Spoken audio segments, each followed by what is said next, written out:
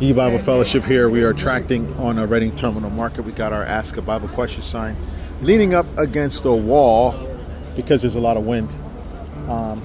We have a nice tree for former here.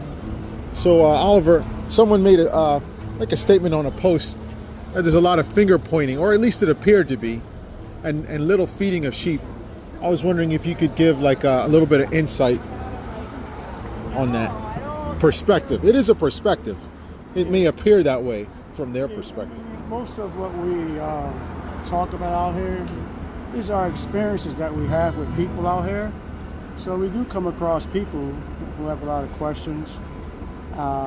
They have a lot of questions in terms of, when we say the church age is over. And so a lot of these statements that we're making are based off of our experiences out here. So we may say certain things about the churches, and we're only saying the things that the Bible reveals to us. So we're never talking or giving people's names or anything like that.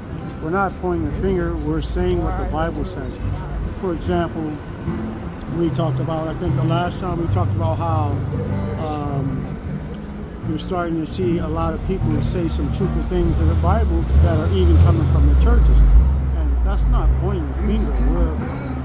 These videos are made for the purpose of to expose the truths of the Bible and to give E-Bible Fellowship Ministry more exposure, because there's tons of videos on E-Bible Fellowship where things are being explained from the Bible.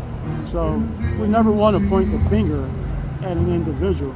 But the Bible does, God does condemn certain things as far as the ministries, like the church and the things that they teach. It talks about the falling away.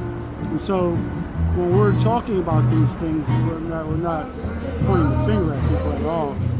God wouldn't have us to do such a thing to point the finger at them. And we are feeding sheep.